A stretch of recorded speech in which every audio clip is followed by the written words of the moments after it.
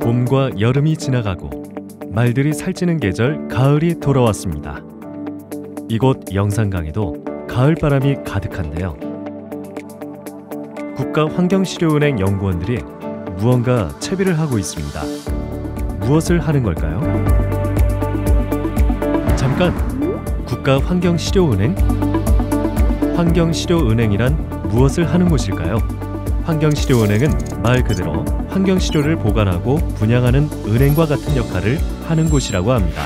자연환경 중에 육상, 담수, 그리고 연안 생태계에 서식하는 생물을 채취하여 초저온 탱크에 보관해왔다고 하는데요.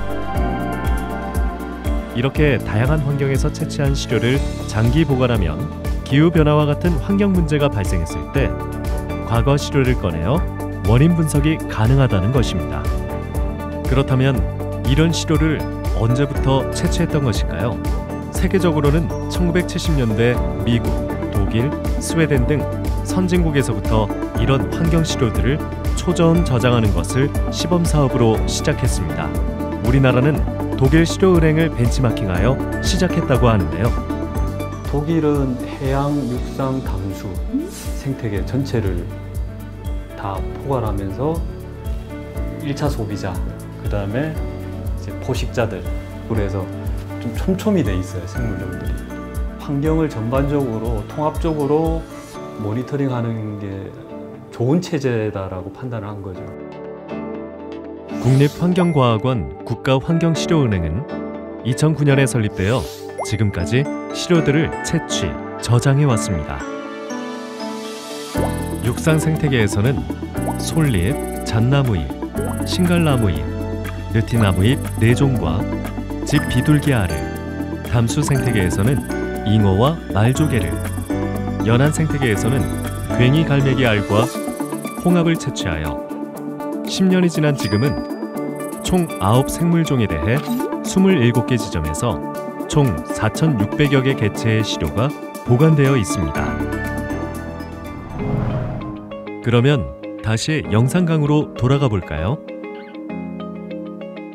저희가 이제 4대강 유역에서 이제 잉어 시료를 채취를 하고 있는데요. 생체량이 큰 그 어류가 잉어기 때문에 이곳까지 와서 잉어를 채취를 하고 있습니다. 잉어 같은 경우는 이제 하천 바닥에 있는 뻘을 훑으면서 다니기 때문에 그런 뻘에 있는 오염물질 같은 것들이 축적이 된다고 봐서 이제 잉어를 선택을 해서 뻘도 같이 채취를 해서 이제 저장을 하고 있습니다. 자, 그럼 이제 시료 채취를 한번 하러 가보실까요? 이제는 영산강 하류로 배를 띄워 잉어를 잡습니다. 이렇게 잉어들을 채취하고 나면 다음은 바닥 퇴적물을 채취합니다. 채취한 잉어는 육지로 가져와 우선 크기와 무게를 잰 후 잉어가 죽기 전에 체열하여 보관합니다. 향후 잉어의 연령을 파악하기 위한 비늘을 채취한 후에 배를 갈라 내장과 심장, 그리고 근육으로 분리하는데요. 내장은 간, 생식기 등 6종으로 나누어 스테인리스 통에 넣어 무게를 재고 근육은 좌근육과 우근육으로 나누어 무게를 잽니다.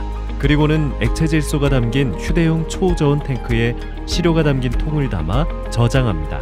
이렇게 담긴 초저온 탱크는 환경시료은행으로 가져와 최종 저장합니다. 여기서 초저온 저장이란 무엇일까요? 마이너스 150도 이하로 물리적으로나 화학적으로 안정되게 보관을 장기간 할 수 있기 때문에 생물 시료를 영구적으로 보관하는 데 사용하는 기술이 초저온 저장 기술인데요. 액체 질소의 특성을 이용하여 영하 150도 이하의 초저온 상태로 보관하는 기술입니다. 이 온도 안에서는 물질의 이화학적 성분 변화가 최소화되기 때문에 초저온 상태로 시료들을 보관해 오고 있습니다. 각 시료들은 국가환경시료은행의 표준 운영 절차에 따라 수집, 운송, 분쇄, 저장의 모든 과정에서 초저온 상태를 유지하고 있습니다. 또한 저장 작업실의 안전한 관리를 위해서 액체 질소 공급과 산소 센서 가동 등 자동 관리 시스템 하에서 가동되고 있습니다.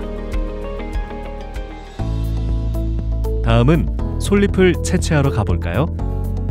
솔잎 채취는 보통 한 지역에서 10그루 소나무에서 채취를 하는데요. 여러 소나무 중에서 채취 가능한 소나무를 정하고 로프를 이용해 나무를 오릅니다.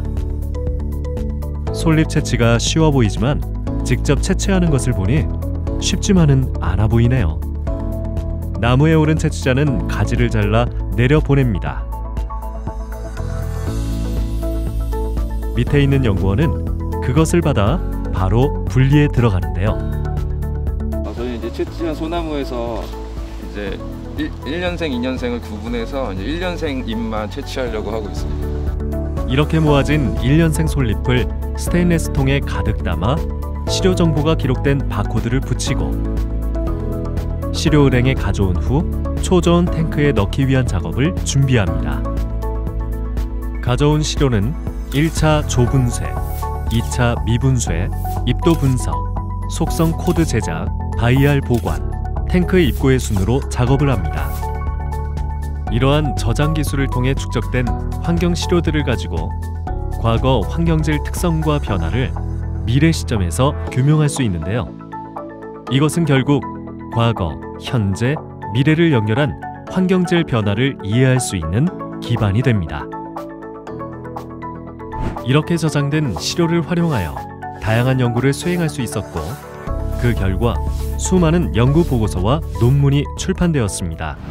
생물 시료를 좀 더 촘촘히 확보해가지고 이 물이나 대기, 토양이 반영하지 못하는 축척성이나 또는 독성이나 이런 특성들을 이 생물 시료들이 어떻게 반영하는지, 물론 그 생물에는 이제 인간도 포함한 생물을 말하는 거고요.